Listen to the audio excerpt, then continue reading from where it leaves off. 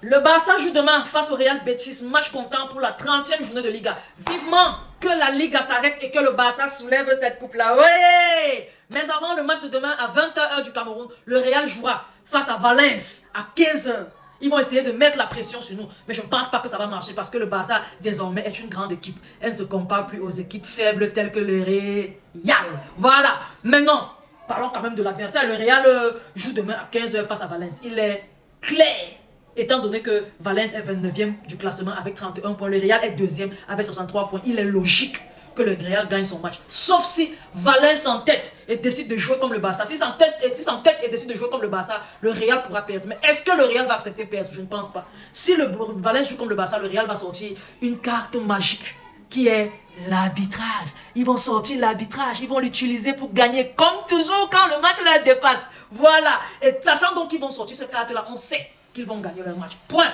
On ne parle plus de leur match, on se concentre sur le nôtre. Il est important de gagner le match face au Real Betis demain à 20h du Cameroun. C'est aussi simple que ça. Allons là-bas, jouons notre football, gagnons ce match, rentrons nous reposer. Rien d'autre à dire, franchement parlant. Le Barça étant premier du classement avec 66 points. Le Real Betis 6e avec 47 points. Vous voyez que le Real Betis est une équipe forte de Liga.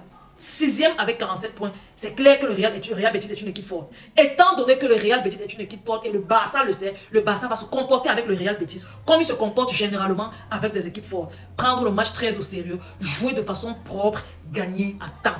Tout comme ils ont fait au match aller face au Real Betis où on les a tapés 5-1.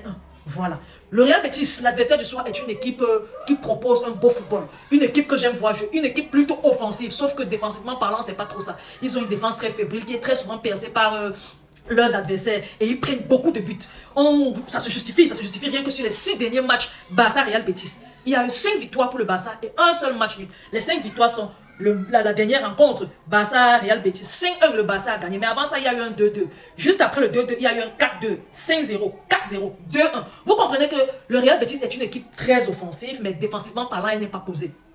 Elle attaque et elle réussit à marquer.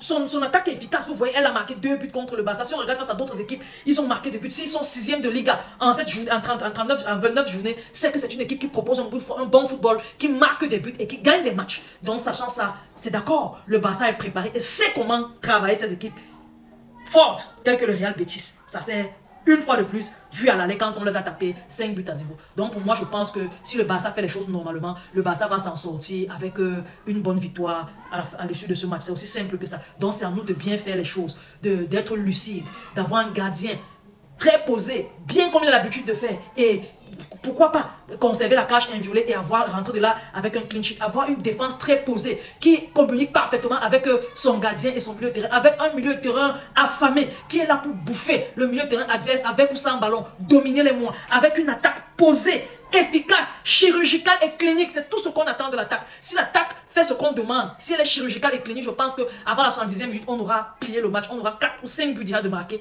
Et si la défense et le gardien font ce que j'ai dit là, on n'aura pas de but encaissé. Là, on pourra faire des changements, faire entrer des joueurs tels que Ansu Fati et leur donner un peu de temps de jeu, même si c'est pour leur vendre après. Vous savez, pour vendre un joueur, il faut au moins exposer ses qualités aux clubs qui veulent l'acheter. Et ça permettra aussi de tourner, de faire roter, de reposer les cadres. Vous savez, des échéances plus importantes arrivent. Et il est important pour nous, franchement, d'être prêt durant ces échéances-là. Et pour être prêt, il va falloir se reposer, il va falloir gérer le temps. Hansi Flick sait très bien le faire. Merci Hansi Flick. Continue comme ça. Je pense qu'à la fin de cette année-ci, je vais écrire une chanson pour toi, franchement parlant. Donc, il est important pour nous de gagner ce match déjà de 1, pour garder l'esprit de gagne qu'on a là. Il ne faut pas qu'on brise cet esprit-là. Briser cet esprit-là peut nous porter préjudice à très court terme. Non, il est important pour nous de gagner ce match, de nous remettre en confiance, de continuer de gagner les matchs en Liga, d'arriver au Classico en Liga avec au minimum 3 points d'avance sur le Real. Là, à l'issue de ce match, peu importe, on sera toujours premier. Mais je souhaite quand même qu'à l'issue de ce match, qu'on ait au moins, qu'on s'en sorte de là, je parle du match du Classico,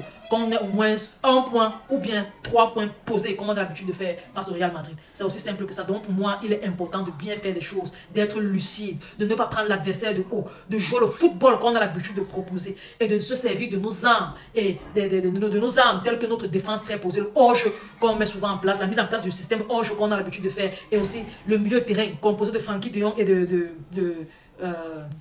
et Pedri, qui est très bon avec ou sans ballon, qui propose des passes décisives, des passes casseuses de ligne à l'attaque et puis une attaque chirurgicale qui ne rate pas beaucoup d'occasions avant de marquer. Je pense qu'avec ça, on est posé. On a aussi le fait que le Real Betis attaque beaucoup trop. On a nos ailiers là, Rafinha et Lamine Yamal qui sont des sprinteurs. Donc il est important de mettre Ferran Torres parce que lui aussi il coupe beaucoup et dernièrement il est très efficace. Je pense qu'avec Ferran Torres, on va le tuer en contre-attaque. On va le tuer en contre-attaque et on va réussir à gagner ce match-là. Donc vous voyez qu'il sera très important pour nous de bien faire les choses, gagner le match et aller nous reposer. Il est bien vrai dernièrement, on a beaucoup trop joué. Sur les 7 derniers jours, on a joué déjà 3 matchs. Je pense que ça sera la 8e journée, ça va faire 4 matchs. Un match tous les 2 jours, franchement, c'est pénible pour nos joueurs. On comprend ça les joueurs, on comprend que c'est pénible pour vous. Le calendrier, c'est malheureusement ça. Mais on vous demande s'il vous plaît, faites avec. Ne nous laissez pas tomber. Soyez des guerriers que vous avez l'habitude de nous montrer et pliez-nous ce match à temps, histoire de vous reposer et de faire jouer ceux qui n'ont pas l'habitude, ceux qui n'ont pas souvent un grand temps de jeu. Donc il sera important pour nous de bien faire les choses et de gagner ce match-là. Les gars, partagez la vidéo, partagez au maximum. Sur TikTok, je suis sur TikTok, je suis sur Facebook, je suis sur YouTube et je suis sur Instagram. Allez vous abonner massivement sur mes différentes pages. Laissez vos différents avis en commentaire et on se dit à la prochaine pour samedi, demain soir pour le débrief de la victoire. Tout en espérant qu'on aura gagné avec un score fleuve et de la manière. Je vous aime beaucoup. On va se dire à la prochaine. Bye bye.